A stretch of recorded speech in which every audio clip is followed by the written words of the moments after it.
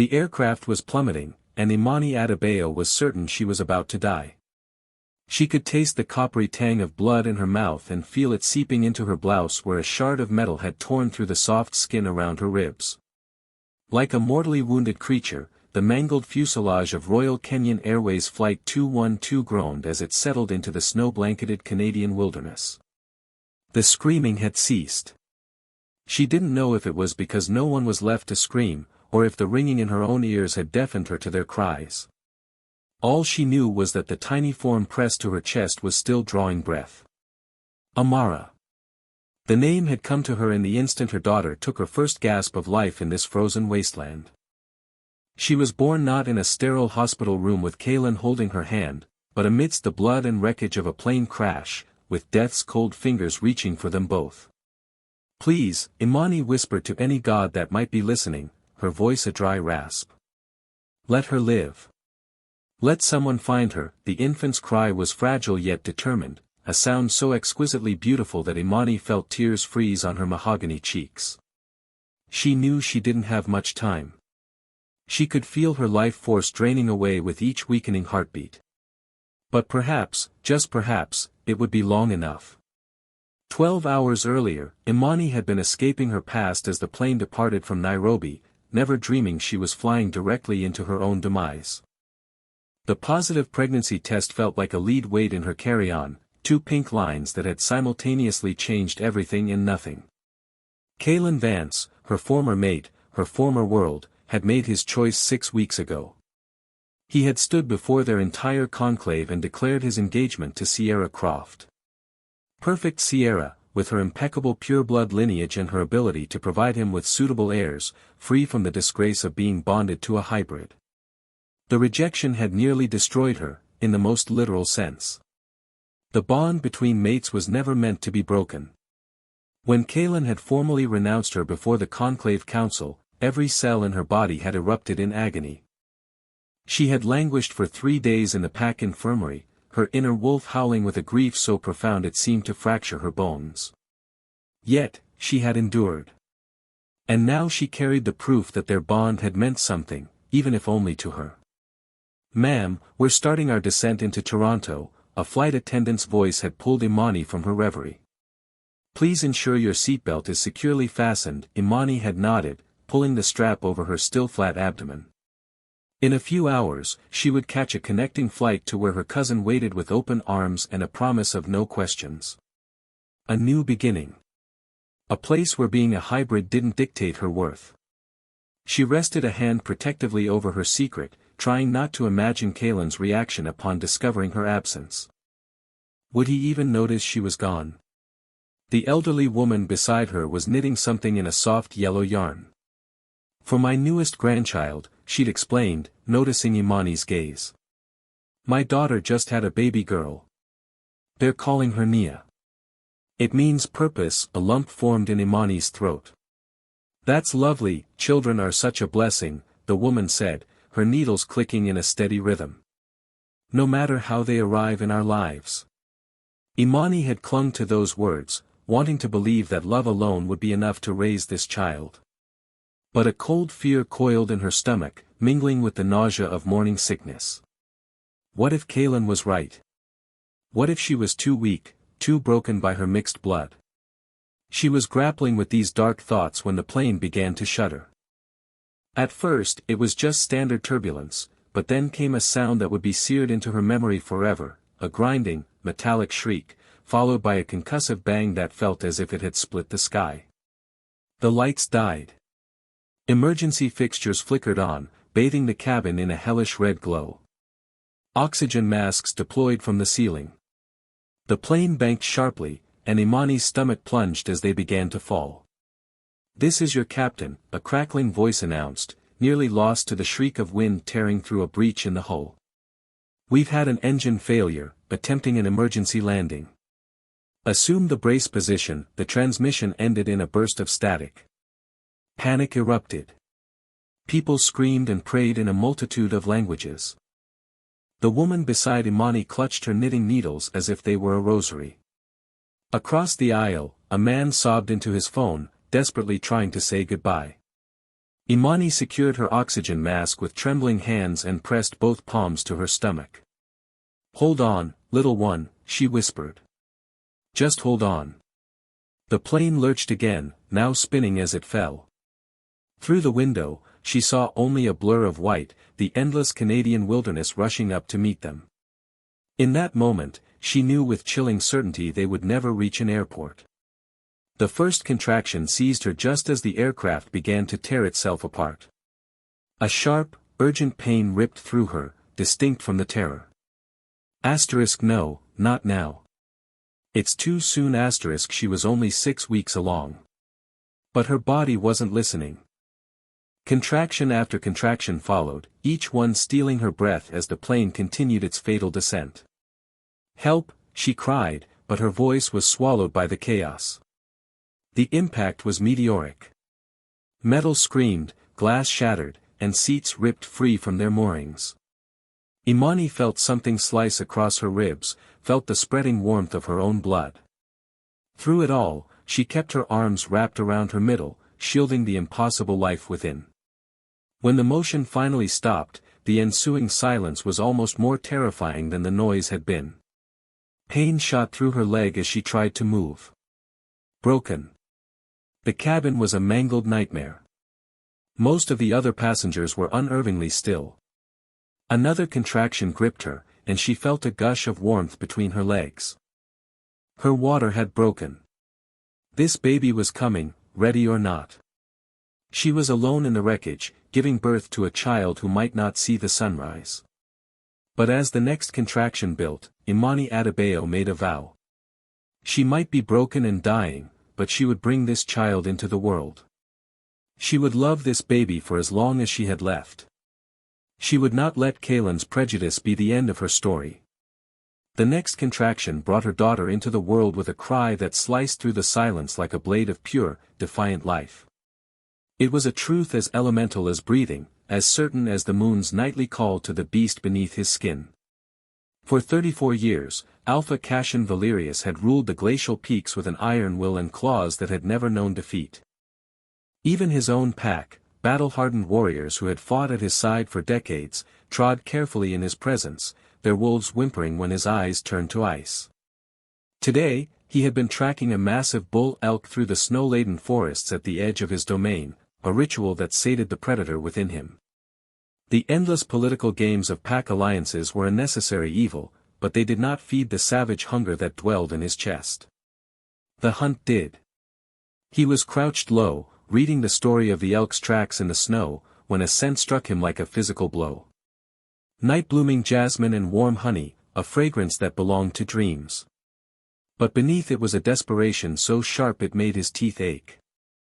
And something else, something that made every instinct he possessed snap to attention. Hybrid, but not just any hybrid. This scent sang to a primal part of him he'd thought long dead. His inner wolf threw back its head and howled inside his mind, a sound of such possessive hunger that Cassian had to dig his claws into the frozen earth to keep from shifting on the spot. Alpha, his beta, Ronan Kane, approached cautiously. Ronan had served him for 15 years and knew how quickly Cassian's moods could turn lethal. "You've gone still as a statue. What is it?" Cassian's nostrils flared as he lifted his head, tracking the scent like a hound. It was coming from the north, maybe 5 miles away. And it was tainted. Pain, blood, and the metallic tang of death mingled with that intoxicating sweetness. "Something has happened," he said, his voice rougher than he'd intended. "Something that requires our immediate attention." He was already moving, his long strides devouring the distance at an inhuman pace. Behind him, he could hear his hunting party scrambling to keep up, but he couldn't slow down. Whatever was calling to him was in trouble. The scent grew stronger as they ran, joined by the acrid smells of jet fuel, burning electronics, and death. A plane crash. They crested a ridge and saw it, a scar of devastation carved into the pristine wilderness. The aircraft had plowed a path through the trees before coming to rest, broken and smoldering. Yet beneath it all, that jasmine and honey scent still called to him. Gods above, Ronan breathed behind him. No one could have survived that. Cashin was already sprinting down the slope, his heart hammering against his ribs. His wolf was clawing for control, demanding to find the source of that scent and claim it before death could. The main cabin was a twisted labyrinth of debris. Most passengers were clearly beyond help. But there, in what was once the middle of the plain, the scent bloomed. Cashin followed it like a man possessed, tearing through wreckage with his bare hands. And then he saw her. She was slumped against a collapsed seat, her dark braids matted with blood, her clothes torn and stained. But it was the bundle pressed to her chest that made his world tilt on its axis. A baby. A newborn so fresh that the scent of birth still clung to them both. The tiny thing was crying, weak, mewling sounds of cold and hunger. And the woman holding her. Cashin dropped to his knees beside them, his hands hovering over her face. She was beautiful in the fierce, defiant way of wild things, even in unconsciousness. But more than that, she was his. Every instinct screamed it. The scent of her, jasmine, honey, hybrid, and something uniquely her own, was a drug he never knew he was addicted to. Mine, his beast snarled. Mine. Mine. Mine star. Alpha Ronan had caught up, his voice carefully neutral. Is she alive? Barely, Cashin growled. He could see the faint pulse in her throat, hear the shallow whisper of her breathing. But she was fading. He would not allow it. With infinite care, he slipped his arms beneath her and the baby, lifting them both. The moment she was against his chest, something inside him settled into place like a key in a lock. The baby's cries quieted to soft whimpers. You need to step back, he told Ronan without looking at him, his voice deadly quiet. Cashin, Ronan said carefully. You need to think. She's clearly been with another alpha. That baby proves it. The political implications alone. I said, step back, the words were a snarl that made Ronan's wolf whimper in submission. The other betas instinctively retreated, their survival instincts screaming at them to give their alpha space. Cashin's eyes had turned pure silver, the color they only took when his wolf was close to the surface. She's mine, he said simply, and the words carried the weight of absolute law. They're both mine, he could smell the fear on his betas now. Good. One of the younger ones ventured, but Alpha, her scent, she belongs to another pack. Another Alpha. Taking her could start a war. Cashin's smile was all teeth. Let them try. The baby stirred, and he looked down to see eyes the color of storm clouds looking up at him. She wasn't crying anymore, just studying him with an intensity that made his heart clench. Hello, little storm, he murmured, his voice softened in a way that would have shocked anyone who knew him. I'm going to take care of you now. The woman, his hybrid, his mind insisted, made a small sound. Her eyes fluttered open, revealing irises the color of deep forest shadows. My baby, she whispered. Is my baby safe? She's safe, Cashin said immediately. You both are, something in his tone must have convinced her, because her eyes drifted closed again. But not before he saw the fear in them. She was afraid of him. He could smell another alpha on her, faded but present, the scent of rejection and abandonment clinging to her like smoke. Some fool had thrown this perfect creature away. Their loss, his gain. Ronan, he said, his tone permitting no argument. Clear the fastest route back to the obsidian spire. I want the pack doctor ready when we arrive.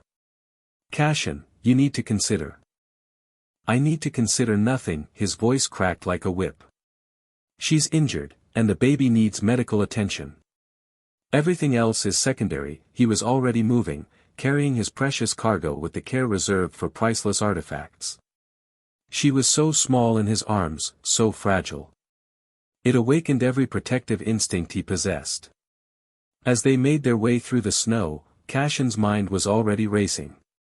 There would be questions, political fallout. Other alphas would see his claim as a threat or an opportunity. He didn't care. He had long ago given up hope of finding his true mate, accepting he would rule alone. But now, everything had changed. The hybrid in his arms was his. The baby against his chest was his. And he would burn the world to the ground before he let anyone take them from him. Home, he murmured against the woman's hair, breathing in her intoxicating scent. I'm taking you home. Behind him, his betas followed in silence, understanding on a primal level that their alpha had just claimed something worth killing for.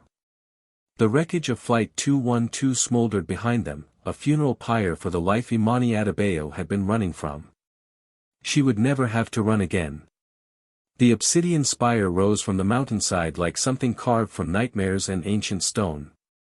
Even unconscious, Imani seemed to sense its oppressive presence. Her breathing grew more labored as they approached. Easy, Cashin murmured against her temple, his arms tightening around them both. A predatory satisfaction gleamed in his silver eyes as he carried his prizes into his domain. The pack members gathered in the courtyard took one look at their alpha's face and melted away. Word had already spread. Dr. Ilara Petrova was waiting in the tower's highest room, her medical supplies laid out with military precision. She was one of the few who could speak freely to Cashin. On the bed, she commanded, her dark eyes taking in the blood-soaked state of her new patients. And step back so I can work. Cashin's jaw clenched. I'm not leaving. I didn't say leave. I said step back. Ilara's tone brooked no argument. He placed them on the bed with infinite care, retreating only far enough for her to work, his eyes never leaving them. Gods, Ilara breathed as she began her examination. What happened to her? Plane crash, Cashin said shortly. She gave birth in the wreckage. Ilara's hands stilled. This baby is barely hours old, and she's been through trauma that would kill most adults. She looked up at him. The miracle isn't that they survived. It's that they're both still fighting. She worked in efficient silence. The baby, Amara, his mind whispered, was surprisingly strong. But when Ilara turned to Imani, her expression grew troubled. Cashin, she said quietly. Look at her shoulder. She pulled back the stained fabric to reveal a mark that made Cashin's beast roar with rage. It was a rejection scar, but it wasn't clean. The edges were ragged and infected. This is weeks old, Ilara continued, and it was done wrong. Deliberately. Someone wanted this to hurt as much as possible. Cashin's claws extended involuntarily, scoring the stone floor. Explain. A proper rejection attempts to minimize the damage. This, she gestured to the festering wound, was meant to break her. And it nearly did. With each discovery, Cashin's fury grew. Evidence of systematic cruelty was written across Imani's skin. Her wolf is barely there, Ilara said finally. Diminished, traumatized. The rejection was bad enough, but delivering that baby in her condition should have killed her. But it didn't. Cashin's voice was deadly quiet. Which means she's stronger than whoever hurt her gave her credit for. Ilara's eyes met his. But she's also more fragile than she appears. This kind of damage doesn't heal without the right kind of care. Imani woke to the scent of cedar and winter storms. She was in a tower room with windows that looked out over an endless wilderness. Soft sheets, warmth, and the gentle weight of her daughter sleeping on her chest. Amara was alive. You're awake, the voice came from the shadows, and Imani's blood ran cold. She knew that voice from whispered stories. Cashin Valerius, the Alpha King whose justice was swift and brutal. He stepped into the light, and her breath caught. He was everything the stories claimed, tall, powerful, with eyes the color of fresh steel. He moved like a predator that had never known doubt. Where are we? She managed, her voice a whisper. Safe, he said, approaching the bed slowly. My fortress. My territory. No one can hurt you here. The words should have been comforting, but they felt like shackles. I need to leave, she said, trying to hide her desperation. My cousin in Toronto is expecting me. A dangerous light flickered in his eyes. You're in no condition to travel. Neither is the baby. Amara. Her name is Amara. The correction slipped out, and she immediately regretted it. Amara, he repeated, tasting the name. A beautiful name. Thank you for helping us, but we should go. I don't want to be a burden. You're not a burden, his tone was final. You're under my protection now, the word sounded more like possession. She had just escaped one alpha who treated her like property, she wouldn't fall into the same trap. I appreciate that, but... You're not leaving, the words hung between them like a blade. You can't keep me here, she protested, but it sounded weak even to her own ears. His smile was all teeth. Can't I? Amara stirred, making soft, hungry sounds. Imani looked down at her daughter and felt the fight drain out of her. What choice did she have? She was weak, with no money, no resources, and a newborn who needed care. The baby's father, Kashan said, settling into a chair. Tell me about him. Imani's blood turned to ice. He was human, she lied, her eyes fixed on Amara's face. A mistake. He's not in the picture. The silence stretched. When she finally risked a glance at him, she saw he knew she was lying. Human, he repeated, his voice neutral. Interesting. Because that baby smells like pack. Like alpha bloodlines. I don't know what you're talking about. Don't you? His head tilted. You're lying to me, little hybrid. And we both know it. A sharp knock came at the door. Enter, Kashan called, his voice a warning. Ronan stepped into the room. Alpha, we need to talk. We're talking now, Kashan said, his eyes still pinned on Imani. Privately, Ronan insisted. 5 minutes, Kashan said to Imani, rising from his chair. Then we finish our conversation, the promise in his words made her blood run cold. As the men stepped into the hall, she caught fragments of their conversation, political suicide, war, another alpha's mate. When Kashan returned, his face was a mask of cold fury. My beta is concerned. He thinks harboring another alpha's rejected mate could cause problems. Imani's mouth went dry. I don't know what. Let them come, his voice cut through her denial. I'll paint the territory with their blood before I give up what's mine. The casual violence in his tone, the absolute certainty that he would start a war for her, should have terrified her. Instead, a treacherous part of her, the part that had been thrown away, felt a dark thrill at being claimed so completely. She was trapped in a tower with a man who saw her as his property. Kaelan had discarded her, but Kashan Valerius had caged her. She wasn't sure which was worse. 3 days later, the scent of approaching wolves drifted through the fortress. Kashan felt it first, his beast lifting its head, nostrils flaring. The audacity of someone crossing his borders without permission sent a wave of black rage through him. He rose from his vigil by the fire. On the bed, Imani stirred, her hybrid instinct sensing his agitation. Amara whimpered in her basket. Ronan Kane was waiting in the main hall, his face grim. Alpha.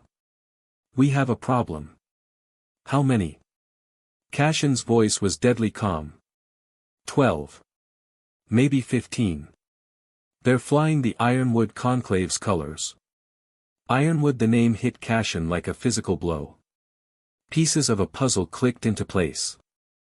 Imani's scent, that jasmine and honey sweetness, he'd smelled it before, years ago, on a young hybrid who had briefly caught his attention at a gathering. Imani Adebayo. And with the name came whispered rumors of Kaelan Vance's cruelty toward his hybrid mate.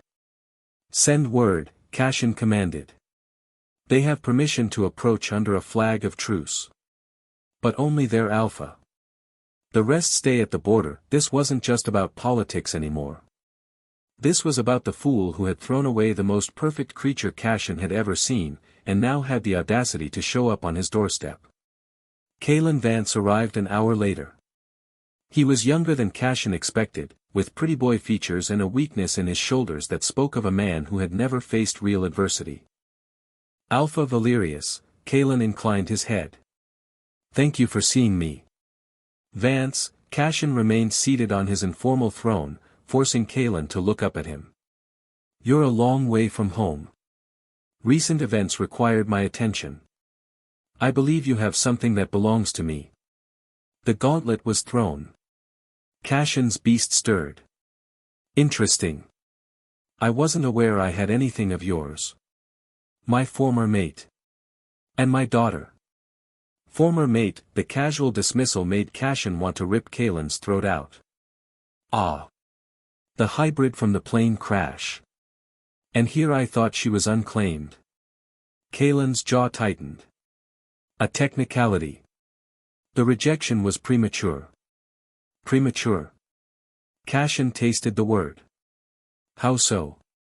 I didn't know she was carrying my heir when I made my decision, the desperation was showing.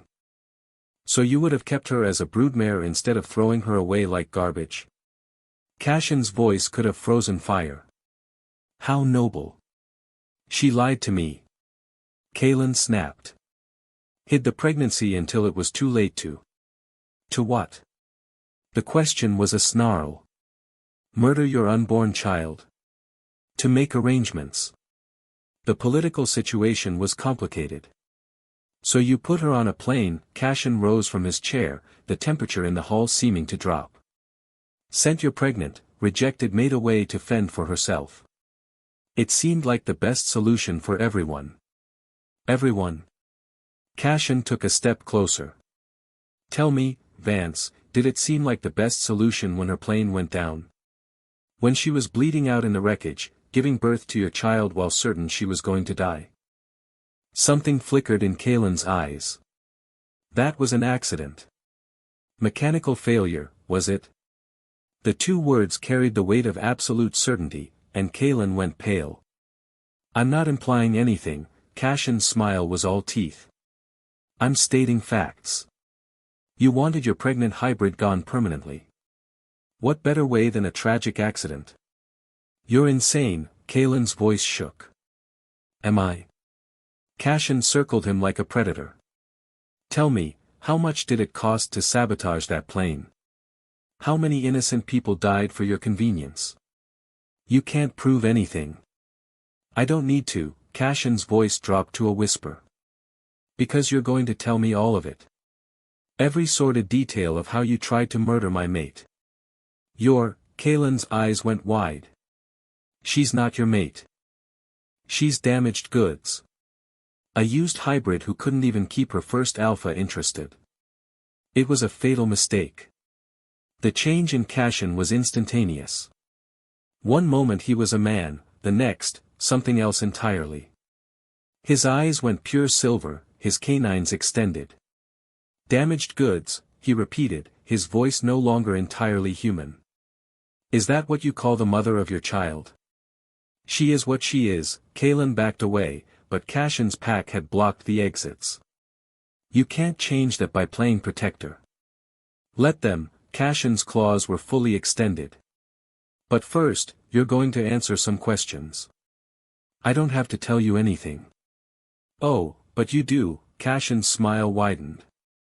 Because you forgot who you were dealing with, he began to shift, bones cracking and reforming.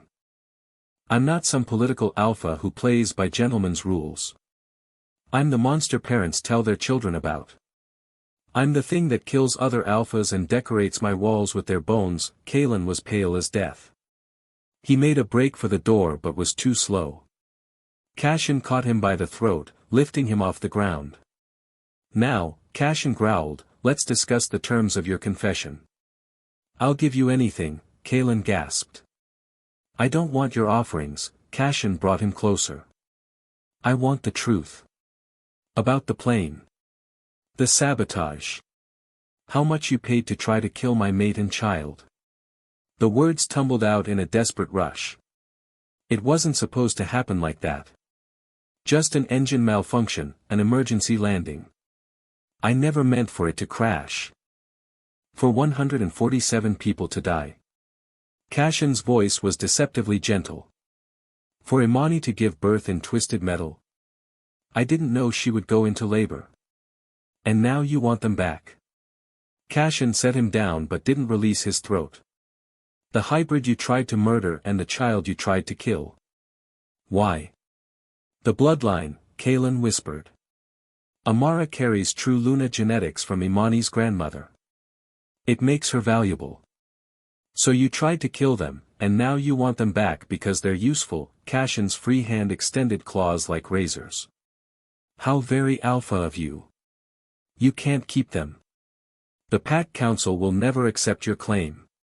She's damaged, broken. Keeping her makes you look weak. Cashin's laugh was a sound from the depths of hell. Let them come.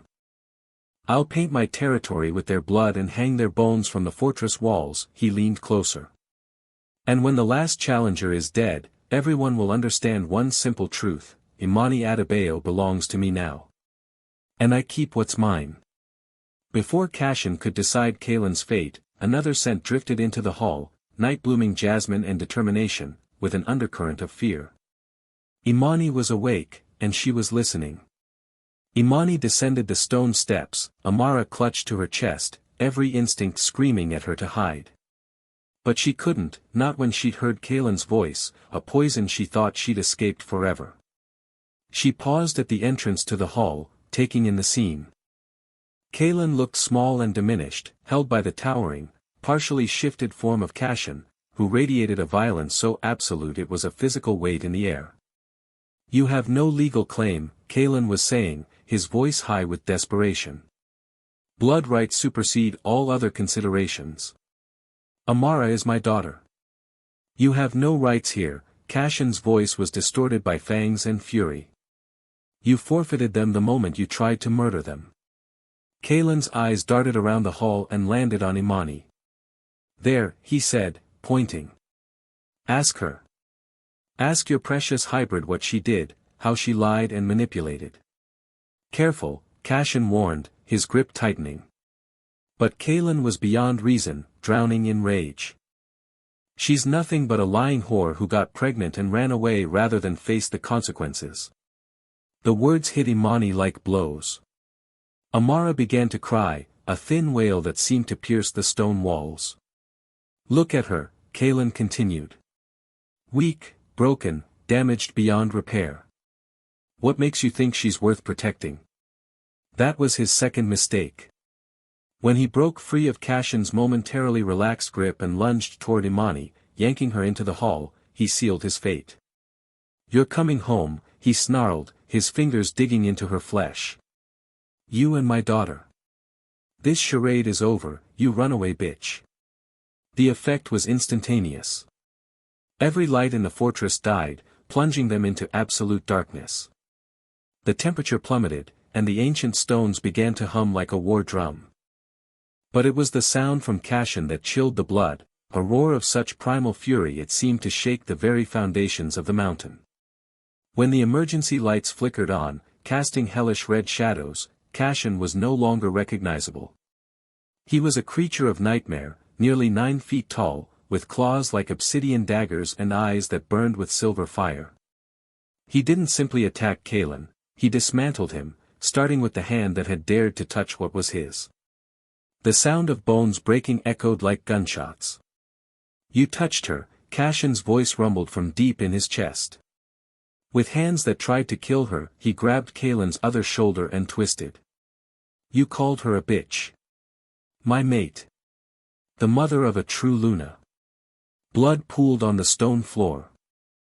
The pack watched in frozen fascination and terror. This wasn't just dominance, this was a force of nature unleashing itself. But as the violence reached its crescendo, something else was happening. Imani's wolf, long suppressed, was stirring. It responded not just to the violence, but to Amara. Her daughter had stopped crying, but her small body was warm, and in the red light, her eyes seemed to glow. The fortress itself was responding. Ancient ward stones in the walls began to pulse with soft light. Please, Kalen gasped, his voice barely audible. Let me go. You'll never leave, Cashin said, his voice the finality of Judgment Day. He lifted Kaelin by the throat, squeezing slowly, methodically. "This is what happens," he announced to the pack, "to anyone who threatens what's mine." As Kaelin's life ebbed away, the strange phenomena grew stronger. Lights flickered to life in unused corridors. Runes carved into doorframes glowed with silver fire. Amara was the catalyst, but Imani was the conduit.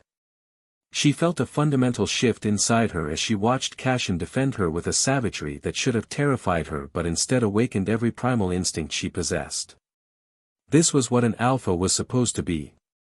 When it was over, when Kaelin's broken body hit the floor, Cashin remained standing over him for a long moment.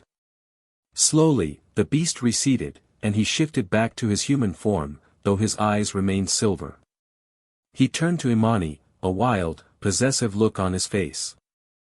"Are you hurt?" His voice was rough. Imani looked at the bruises forming on her arm.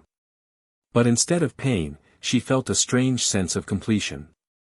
"No," she said, her voice steady. "I'm not hurt." Around them, the fortress pulsed with awakening power. Cashin approached slowly.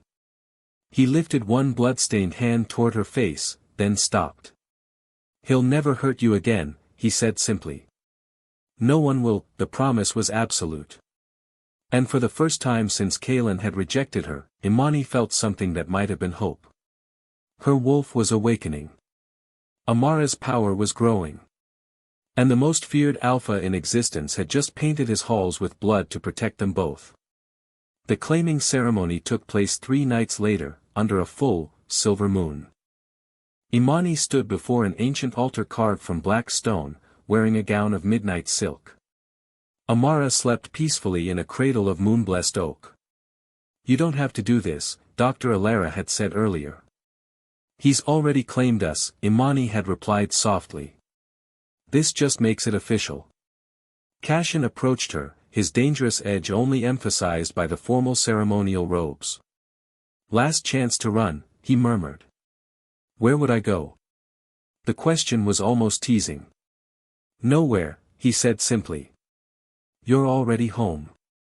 The pack gathered in a circle, their faces painted silver by moonlight. Cashin began the ancient words, speaking in the old tongue. When he lifted the ceremonial blade, Riley felt not fear, but anticipation. "Blood of my blood," Cashin said, drawing the blade across his own palm. "Bone of my bone," he held out his hand, and Imani placed hers against the blade without hesitation. When their blood mingled on the ancient stone, the chamber pulsed with power. "Soul of my soul," they said together. The binding hit her like lightning. She felt his presence flood through her, his strength, his darkness, his absolute determination.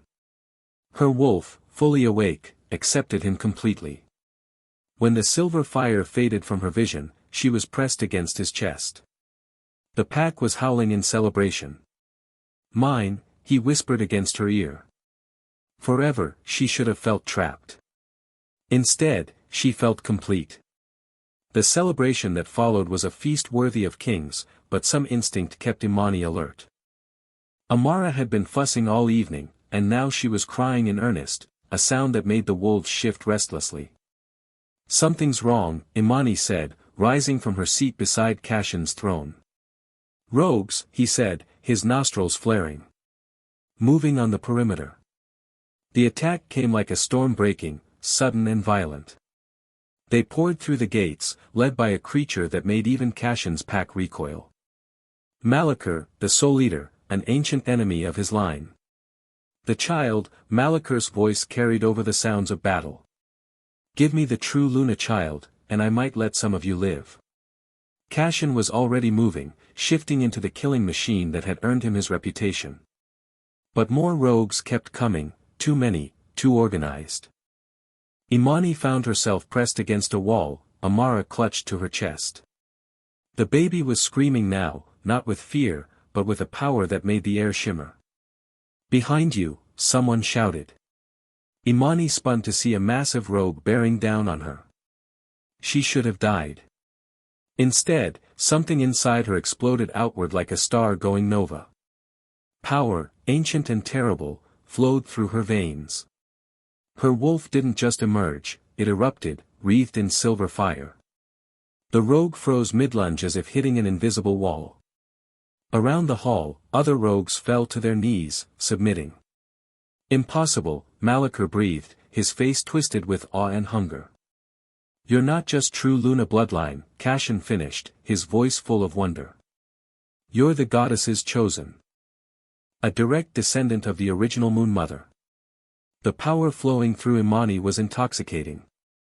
She could feel every wolf in the fortress, could sense the ancient magic that bound their kind together. And she could control it. Kneel, she said, her voice carrying harmonics that seemed to come from the mountain itself. Every rogue in the hall dropped to the ground. Even Malachor struggled against the compulsion. You want my daughter?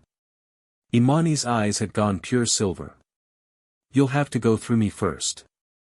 The battle that followed was a demonstration. Imani's power flowed through the fortress, washing away resistance and bending wills to her command. It wasn't brutal like Cassian's strength, it was a maternal force that protected through dominance. Where his power was darkness and violence, hers was silver light and irresistible command. They complemented each other perfectly, shadow and light, destruction and creation. When the last rogue had submitted or fled, when Malachor himself had been forced to retreat, the fortress fell silent except for Amara's contented gurgling. The baby had stopped crying the moment Imani's power manifested. She knew, Cassian said softly, reaching for Amara's tiny hand. She knew what you were before any of us did. Imani looked at the pack members, who now regarded her with reverence. The power still hummed beneath her skin, but it no longer felt frightening. It felt like coming home. What happens now? She asked. Cassian's smile was sharp with satisfaction and dark with promise.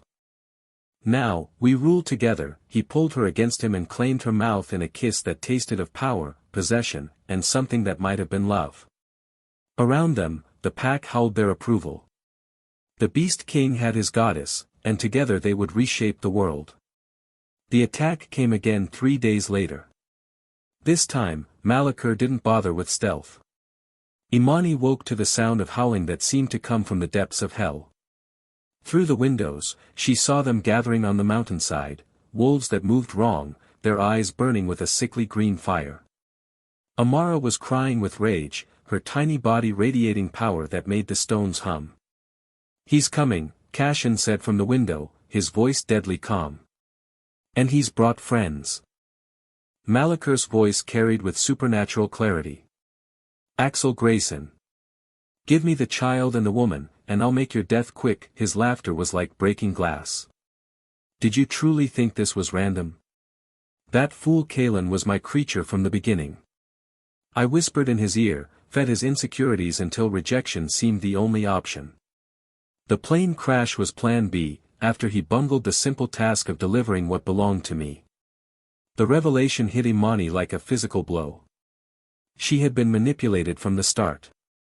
They're not just rogues, she breathed, seeing the twisted forms of Malachor's army. Hollowed, Cassian said grimly. Their souls carved out and filled with his poison. We need to end this, Imani said, steel in her voice, before they can get close enough to threaten her. Cassian's smile was sharp as winter. Finally. I was wondering when you'd stop playing the victim and start acting like the predator I know you are. The words felt like recognition. They descended to the great hall, Amara secured in a carrier against Imani's chest. The pack was assembled in battle formation. Open the gates, Imani commanded, her voice making the ancient stones sing. Cassian's eyes lit with understanding. You want him close. I want him to see what real power looks like before he dies. The gates opened. Malachor's army advanced, a tide of corruption. Still hiding behind your walls, Grayson, he taunted. Not hiding, Cassian replied. Waiting. I smell corruption, Imani said, stepping forward. I smell weakness wearing the mask of strength. Malachor's attention snapped to her. Ah, the little hybrid who thinks she's a goddess. Knows, she corrected, power building beneath her skin. Kill them all, Malachor shrieked, but bring me the child alive. What followed was an apocalypse. Kashin became a force of pure destruction. Imani's power erupted in waves of silver fire that burned away corruption, purifying the hollowed wolves and releasing their stolen souls. Together, they were unstoppable. Darkness tore and rent, light healed and cleansed. But Malachor was cunning. He circled around, seeking to bypass them and reach Amara directly. Behind us. Imani called, spinning to face him. He stood in the fortress doorway, wreathed in shadows. Too late, he said, and launched himself toward the baby. He never made it. Kashin materialized between them, driving him to the ground. You want to hurt my daughter, he snarled. You want to steal from my mate? Your mate. Malachor laughed, bleeding. She'll never truly be yours. Too much light. She'll never understand what real power requires. Want to bet? Imani's voice came from beside them. Her eyes had gone pure silver, filled with the cold fury of a mother protecting her young. You orchestrated my suffering. You manipulated my mate. You tried to steal my child. She knelt and placed one delicate hand on his forehead. Let me show you what real power looks like. The silver fire that erupted from her touch was not gentle. It was purification carried to its extreme, burning away not just corruption, but everything that had allowed it to take root. Malachor's screams echoed as centuries of stolen power were ripped away, reducing him to a small, pathetic creature. Kashin, she said softly. Would you like to finish this? The smile that spread across his face was sharp as winter and twice as cold. With pleasure, what he did next was methodical, brutal, and deeply personal. Imani watched with dark satisfaction, her maternal fury finally sated. When it was over, Amara had stopped crying, her silver eyes focused on her parents with what looked like approval. It's finished, Kashin said. No, Imani corrected, her voice filled with new certainty. It's just beginning. 6 months later, the supernatural world whispered their names in the dark, Kashin and Imani Valerius, the Beast King and his Moon Queen. Packs that had once been independent now bent the knee. Imani stood on the battlements, watching the latest delegation approach with bowed heads, the Ironwood Conclave, Kalen's former pack, led by Sierra Croft. Now they came bearing gifts and desperate apologies. Send them to the throne room, Imani commanded. Let them wait.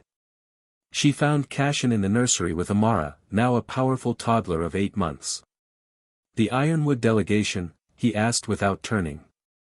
Waiting. Sierra Croft leads them. He turned, predatory satisfaction in his eyes. It's time for your coronation. That night, the throne room was filled with representatives from every pack in their new empire. The Ironwood delegation knelt with the rest, their terror palpable. Rise, Kashin commanded. Witness the coronation of your queen. When Kashin placed the silver and obsidian crown on Imani's head, the air shimmered with power. I am Imani Valerius, her voice resonated through the hall.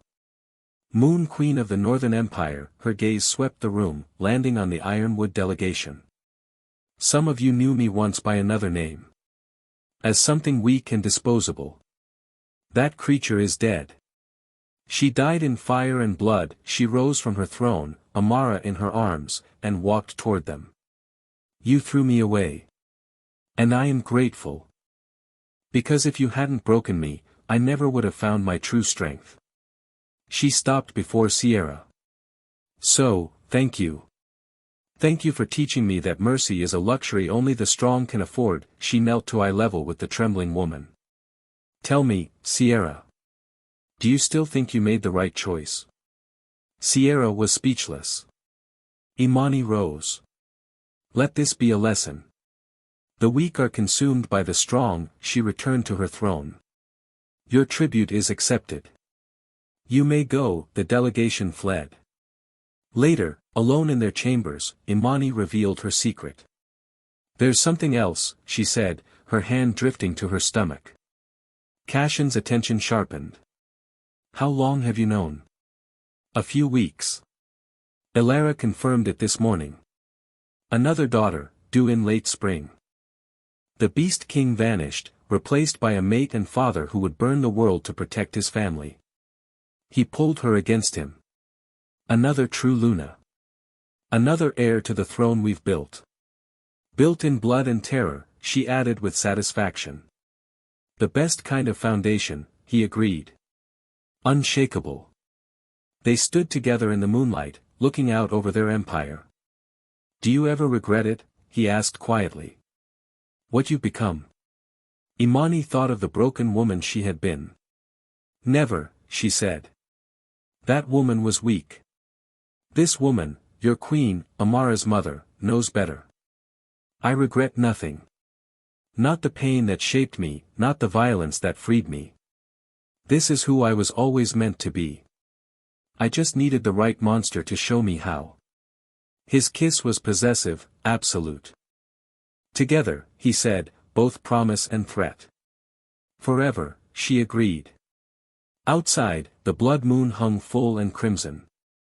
In her cradle, Amara smiled in her sleep, dreaming of the empire she would inherit, a realm built on shadows and silver fire, ruled by monsters who had learned that true love was measured not in gentleness, but in the lengths one would go to protect what mattered most.